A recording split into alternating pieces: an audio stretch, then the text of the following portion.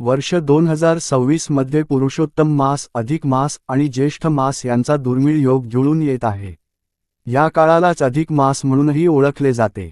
17 मे 2026 रोजी सुरू होणारा हा कालावधी 15 जून 2026 रोजी समाप्त होईल. त्यानंतर लगेचच नीच ज्येष्ठ मास सुरू होईल, जो 13 जुलै 2026 पर्यंत चालेल. चला तर मग पुरुषोत्तम मासाचे महत्त्व आणि त्याशी निगडित पौराणिक कथांविषयी जाणून घेऊया. पुरुषोत्तम मास महत्त्व. सूर्य जेव्हा धनु किंवा मीन राशीतून भ्रमण करतो, त्या कालावधीला मलमास किंवा खरमास म्हणून ओळखले जाते.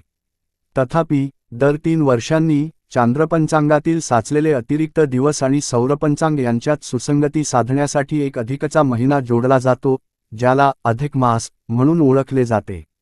सुरुवातीला मलमास म्हणून संबोधल्या जाणाऱ्या या महिन्याला पुढे पुरुषोत्तम मास म्हणून ओळख प्राप्त झाली. या महिन्यात आचरणात आणली जाणारी सर्व धार्मिक कृत्ये जसे की दानधर्म, पुण्यकर्मे, पवित्र स्नान आणि इतर आध्यात्मिक उपक्रम अत्यंत पुण्यप्रद मानली जातात. किंबहुना इतर कोणत्याही महिन्यात केलेल्या कृत्यांपेक्षा या महिन्यात केलेल्या कृत्यांचे फळ लाखो पटीने अधिक मिळते, असा दृढ विश्वास आहे. पुरुषोत्तम मासा दरम्यान सर्व आध्यात्मिक अनुष्ठाने आणि विधी प्रत्येकाने आपापल्या क्षमतेनुसार आचरावेत. प्रत्येकाने शक्य तितक्या काटेकोरपणे आत्मसंयम, प्रामुख्याने फळांचा समावेश असलेला आहार आणि शारीरिक व आध्यात्मिक शुद्धतेचे पालन केले पाहिजे. शिवाय या काळात ईश्वराची उपासना करणे, एकासन दिवसातून केवळ एकदाच भोजन करणे, व्रत पाळणे, देवतांचे दर्शन घेणे आणि पवित्र तीर्थक्षेत्रांची तीर्थयात्रा करणे अत्यंत आवश्यक मानले जाते. अधिक मासात 33 देवतांची उपासना करण्याचे महत्त्व खालीलप्रमाणे आहे. विष्णू, जिष्णू, महाविष्णू, हरी, कृष्ण, अधोक्षज, केशव, माधव, राम, अच्युत, पुरुषोत्तम, गोविंद, वामन, श्रीश, श्रीकांत, नारायण, मधुरिपू, अनिरुद्ध, त्रिविक्रम, वासुदेव, यज्ञयोनी, अनंत, विश्वक्षिभुवन, शेषशायी, संकर्षण, प्रद्युम्न, दैत्यारी, विश्वतोमुख, जनार्दन, धरावास, दामोदर, मघादान आणि श्रीपती या देवतांची उपासना केल्याने अतीव लाभ प्राप्त होतात. धार्मिक ग्रंथांनुसार भगवान नृसिंहांनी या महिन्याला स्वतःचे नाव दिले असून असे सांगितले आहे की, आता या महिन्याचा स्वामी मीच आहे आणि माझ्या नावामुळे हे संपूर्ण जग पवित्र होईल. जो कोणी या महिन्यात मला प्रसन्न करेल, तो कधीही दरिद्री राहणार नाही आणि त्याची प्रत्येक इच्छा पूर्ण होईल. म्हणूनच या महिन्यात नामजप, तपश्चर्या आणि दानधर्म केल्याने अनंत पुण्य प्राप्त होते. पुरुषोत्तम मासाची पौराणिक आख्यायिका. असे म्हटले जाते की, हिरण्यकशिपू या दैत्यराजाने अमरत्व प्राप्त करण्यासाठी कठोर तपश्चर्या केली. जेव्हा भगवान ब्रह्मदेव प्रकट झाले आणि त्यांनी हिरण्यकशिपूला वर मागण्यास सांगितले, तेव्हा हिरण्यकशिपू म्हणाला, तुम्ही निर्माण केलेल्या कोणत्याही जीवाच्या हातून मला मृत्यू येऊ नये, मग तो मानव असो वा पशु, दैत्य असो वा देव. माझा मृत्यू घराच्या आतही होऊ नये आणि बाहेरही नाही, दिवसाही नाही आणि रात्रीही नाही, तसेच तुम्ही निश्चित केलेल्या 12 महिन्यांपैकी कोणत्याही महिन्यातही नाही.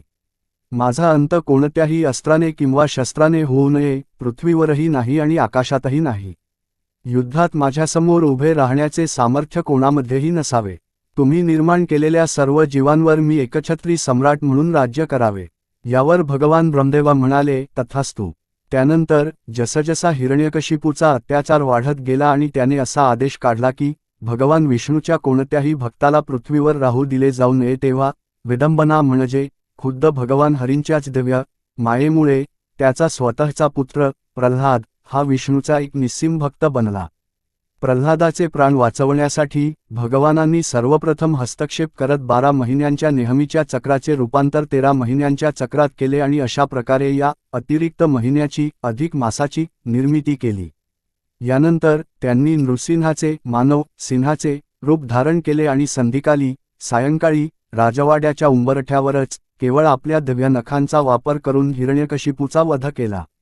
त्यानंतर जरी प्रत्येक चांद्रमासासाठी परंपरेनुसार एक विशिष्ट देवता अधिपती म्हणून नेमलेली असते, तरीही या अतिरिक्त महिन्याचे अधिपतीपद स्वीकारण्याची जबाबदारी घेण्यास कोणतीही देवता तयार नव्हती. परिणामी ऋषीमुनींनी भगवान विष्णूंना अशी विनंती केली की, त्यांनीच या महिन्याचा भार स्वतःवर घ्यावा आणि या महिन्याला पावन करावे.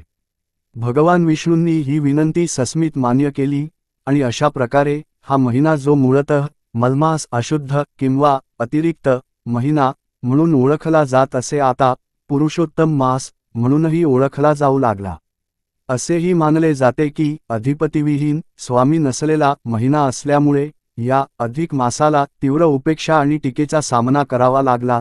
लोक त्याची चेष्टा करत त्याला मलमास या नावाने संबोधू लागले. या अपमानामुळे व्यथित होऊन मलमास स्वतः मूर्तिमंत स्वरूपात भगवान श्रीहरी विष्णूंकडे गेला आणि त्याने आपल्या दुःखाची गाथा त्यांच्यासमोर कथन केली. त्यानंतर भगवान श्रीहरी विष्णूंनी त्या मलमासाला आपल्यासोबत गोलोकात भगवान श्रीकृष्णाचे दिव्यधाम नेले. गोलोकात पोहोचल्यावर मलमासाची ही दयनीय अवस्था जाणून भगवान श्रीकृष्णांनी त्याला एक वर दिला, या क्षणापासून मी तुझा स्वामी होईन. परिणामी माझे सर्व दिव्य गुण तुझ्यामध्ये सामावले जातील. मी पुरुषोत्तम परमेश्वर या नावाने विख्यात आहे आणि मी हेच नाव तुलाही प्रदान करत आहे. आजपासून तुला मलमास ऐवजी पुरुषोत्तम मास म्हणून ओळखले जाईल. म्हणूनच दर 3ऱ्या वर्षी जेव्हा तुझे आगमन होईल तेव्हा जो कोणी व्यक्ती श्रद्धा आणि भक्तिभावाने पुण्यकर्मे करेल त्याला अनेक पटींनी अधिक आध्यात्मिक पुण्य प्राप्त होईल. अशा प्रकारे प्रभूने अधिक मासाचे, ज्याला पूर्वी निष्फळ मानले जात असे, रूपांतर धर्म आणि पुण्यकर्मांच्या आचरणासाठी अत्यंत उपयुक्त अशा एका पवित्र कालखंडात केले.